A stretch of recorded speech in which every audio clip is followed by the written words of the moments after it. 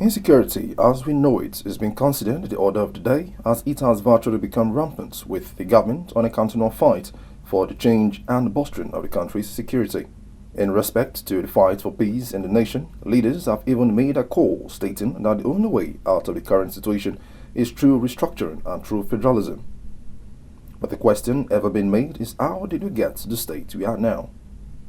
On creating an enabling environment for journalism to thrive, our chieftain, His Royal Majesty, Professor Adeyemi Abdulkadir Lanlege Ekun II, the Olota of Alta Kingdom, made a statement and stating that the right information must be decimated as it goes a long way in addressing the issue of fake news and in the fight against insecurity, as many have gone a long way in weaponizing such information and perpetrating their vices. In the security palace, intelligence in terms of sharing of credible information among stakeholders is the key when it comes to combating insecurity. It is, however, unfortunate that information has now been weaponized to worsen security situation in our communities, rather than using it to address it. If information, which is raw material of security agencies and broadcast professionals, are now manipulated, it poses great danger to our country.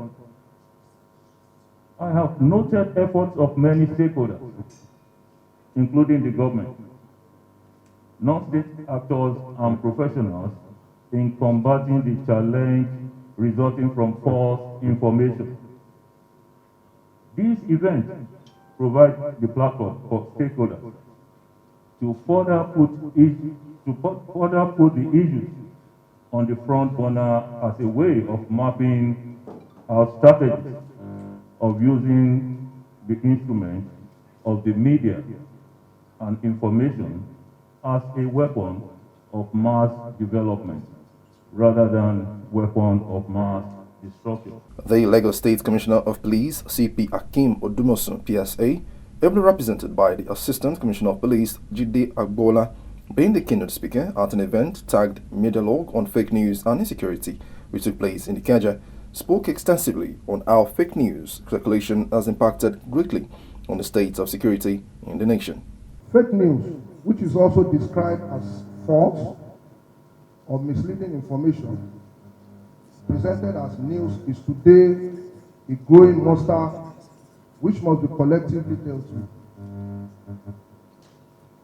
Either alternatively known as junk news, pseudo news, alternative facts, false news, or wax news.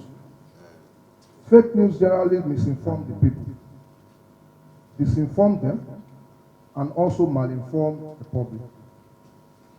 As a matter of fact, it is very pathetically depressing, disheartening, and hard to believe that most strongly argued discourses on social media today center around topics which are product of fake news. In line with this theory, public and media space should at all times be filled, that is injected with factual news, so that once fake news arrives, it becomes hard to believe. Still addressing the state of insecurity in the country, His Royal Highness further spoke on the role of traditional leaders in the fight against insecurity. Presently, traditional rulers are not recognized. They don't have real role in the Nigerian constitution. But if they are given, the right role, such as, taking care of security within their domain, I think this will go a long way in assuring that, the security is maintained and we are able to quash any misinformation within shortest possible time. We are involved in intelligence gathering because if there's any issue within the community, the opinion leader that people comes to are KBACs.